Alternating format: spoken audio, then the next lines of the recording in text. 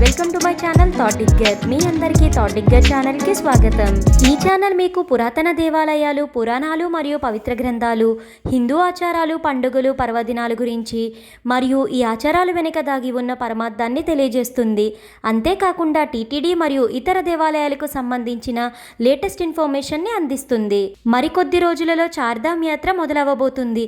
అసలు ఈ చార్ధామ్ యాత్ర యొక్క ప్రాముఖ్యత, విశిష్టత ఏమిటో ఈరోజు వీడియోలో తెలుసుకుందాము. భారతదేశంలోని 4 సుప్రసిద్ధ హిందూ పుణ్యక్షేత్రాలైన బద్రీనాథ్, ద్వారకా, పూరి, రామేశ్వరాలను కలిపి చార్ధామ్గా వ్యవహరిస్తారు. ఈ 4 ఆలయాలు భారతదేశం యొక్క 4 వైపులా ఉండడం విచిత్రం. ఉత్తరాన బద్రీనాథ్ ఆలయం, తూర్పున పూరిలో జగన్నాథుని ఆలయం, పశ్చిమాన ద్వారకలోని ద్వారకాధీశ ఆలయం, దక్షిణాన రామేశ్వరంలో రామనాథ స్వామి ఆలయం. అంతేకాకుండా ఈ 4 ఆలయాలు మనకున్న 4 యుగాలను సూచిస్తాయి. సత్యయుగంలో నరనారాయణలో తపస్సుకు గుర్తుగా అలకనందా నది ఒడ్డున ఉన్న బద్రీనాథ్. 2వ ధామము రామేశ్వరం. త్రేతాయుగంలో శ్రీరాముడు రావణుడు చంపినందుకు బ్రహ్మహత్యా పాతకం చుట్టకుండా అక్కడ శివలింగాన్ని ప్రతిష్ఠించడం. 3వ ధామము ద్వారక. ద్వాపర యుగంలో శ్రీకృష్ణుడు నగరాన్ని తన నివాసంగా చేసుకుని స్థాపించబడింది. 4వ ధామము పూరిలో శ్రీ మహావిష్ణువు ఈ కలియుగంలో జగన్నాథుడిగా పూజలను అందుకోవడం. ఆదిశంకరాచార్యులచే స్థాపించబడిన ఈ క్షేత్రాలలో 3 వైష్ణవ క్షేత్రాలు, 1 శైవ క్షేత్రం ఉంది. కాలక్రమేణా చార్ధామ్ అనే పదము హిమాలయాల్లో పుణ్యక్షేత్రాలను ఉద్దేశించే వ్యవహారంలోకి వచ్చేసింది. 20వ శతాబ్దం మధ్యకాలం నుండి హిమాలయ పర్వత శ్రేణులలో ఉన్న యమునోత్రి, గంగోత్రి, కేదార్నాథ్, బద్రీనాథులను కలిపి చార్ధామ్గా పిలుస్తున్నారు. కానీ నిజానికి ఇది చోటా చార్ధామ్గా వ్యవహరిస్తారు. మనలో చాలామంది తీర్థయాత్రలు చేస్తూ ఉంటారు.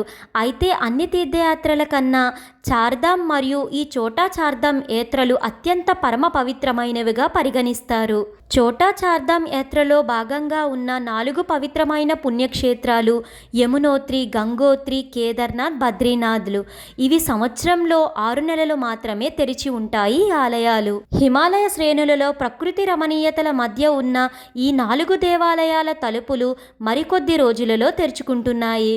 ఈ 2024లో యమునోత్రి ఆలయ తలుపులు ఈ అక్షయ తృతీయ రోజున మే 10న తెరుచుకుంటున్నాయి.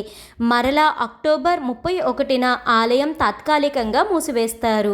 గంగోత్రి ఆలయం మే 10 అక్షయ తృతీయ రోజున తెరుచుకొని నవంబర్ 2వ తేదీన తాత్కాలికంగా మూసివేస్తారు. మహాశివుని జ్యోతిర్లింగాలలో ఒకటైన కేదార్నాథ్ ఆలయం ఈ మే 10 అక్షయ తృతీయ రోజున తెరుచుకొని మరలా నవంబర్ 2న తాత్కాలికంగా మూసివేసి మరలా 6 నెలల తర్వాత తెరుచుకుంటాయి. బద్రీనాథ్ ఆలయం మే 12న తెరుచుకొని మరలా నవంబర్ 9న తాత్కాలికంగా మూసివేసి మరలా 6 నెలల తర్వాత తెరుచుకుంటాయి.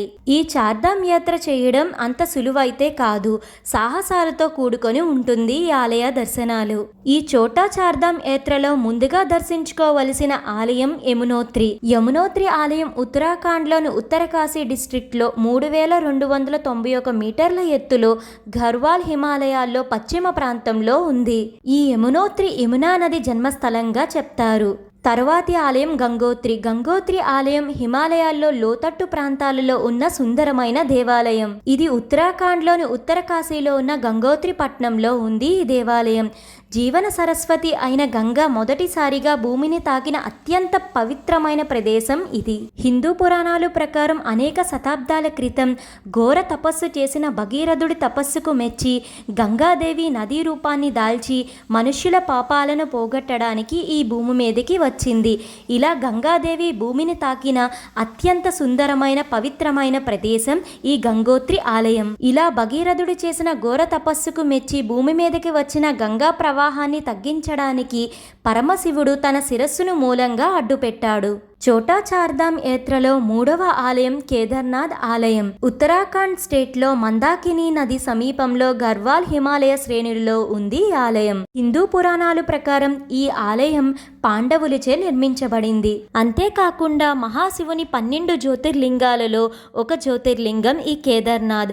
పాండవులు కేదార్నాథ్లో తపస్సు చేయడం ద్వారా శివుణ్ణి ప్రసన్నం చేసుకున్నట్లు చెప్తారు. తరువాతి ఆలయం బద్రీనాథ్ దేవస్థానం. బద్రీనాథ్ లేదా బద్రీనారాయణ ఆలయం శ్రీ మహావిష్ణువుకి అంకితం చేయబడింది.